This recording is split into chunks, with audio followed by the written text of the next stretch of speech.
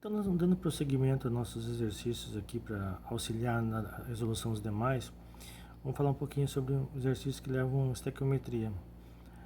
Uma molécula de água isolada não apresenta certas propriedades físicas, como ponto de fusão e ebulição, que dependem de interações intermoleculares. Em 1998, um grupo de pesquisadores determinou que para exibir tais propriedades físicas é necessário um grupamento de no mínimo 6 moléculas de água.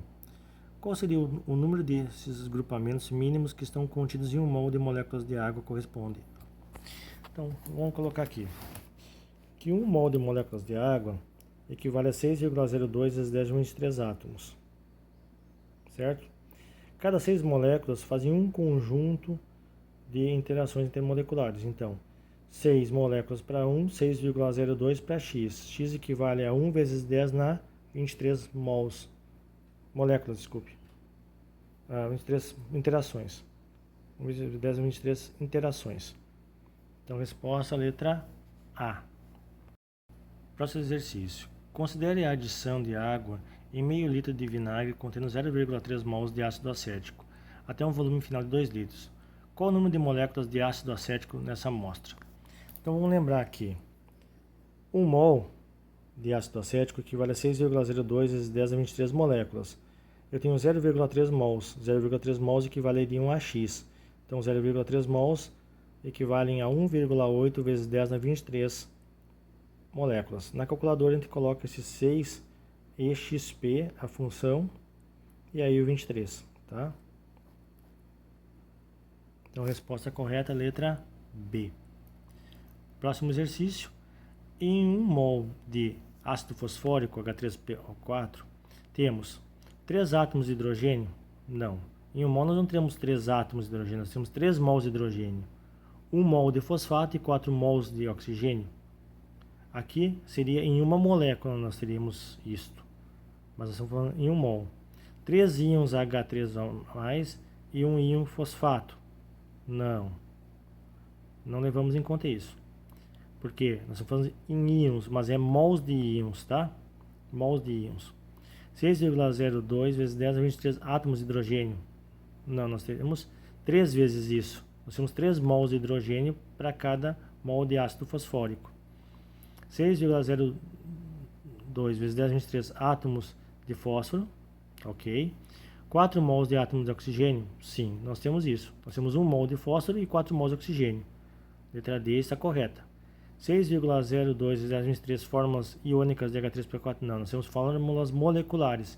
Resposta correta, letra D. Doses diárias recomendadas para um adulto de magnésio equivale a 1,2 vezes 10 a menos 2 mols.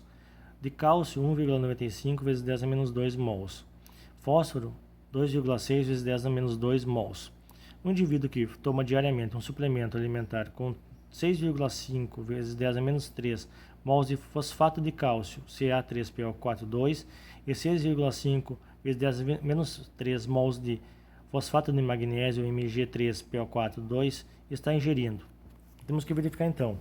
Para cada mol de fosfato, nós temos 3 mols de cálcio, ou seja, 3 vezes 6,5 vezes 10 a menos 2, desculpa, menos 3.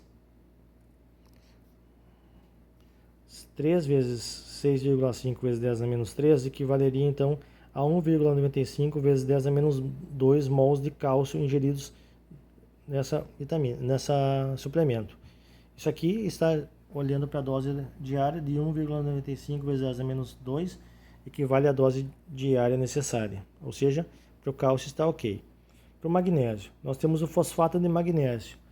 Nós temos 3 magnésios para cada mol de fosfato. Então, 3 vezes 6,5 vezes 10 a menos 3 equivale a 1,95 vezes 10 a menos 2.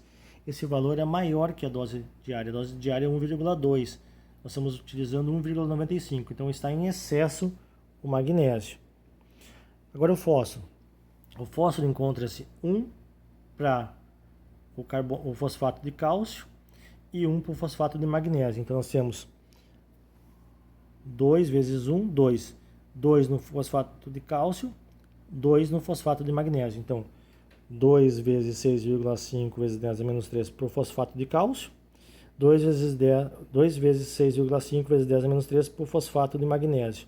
Somando isso, daria 2,6 vezes 10 a menos 2, que equivale à dose diária. Então, a dose de cálcio e fósforo estão corretas, estão adequadas.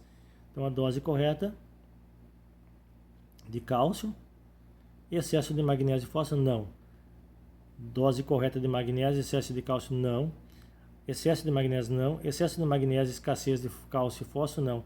A dose correta de fósforo e de cálcio, excesso de magnésio. Então, letra E, a resposta correta para esse exercício.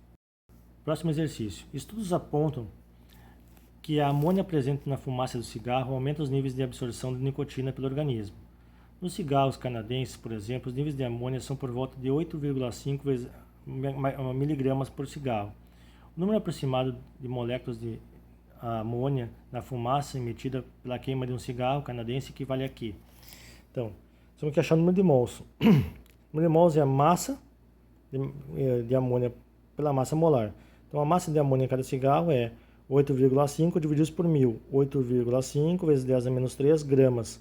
Ou 8,5 divididos por 1000, divididos por 17, que é a massa molar da amônia. 1 mol equivale a 6,2 vezes 10 na 23. Então, eu já coloco aqui esse valor. A quantidade de mols que foi encontrada aqui equivale a 3,0 vezes 10 na 20 moléculas.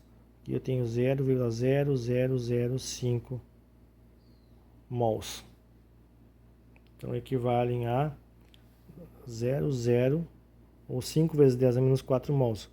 Aqui nós temos, então, a resposta correta, letra D.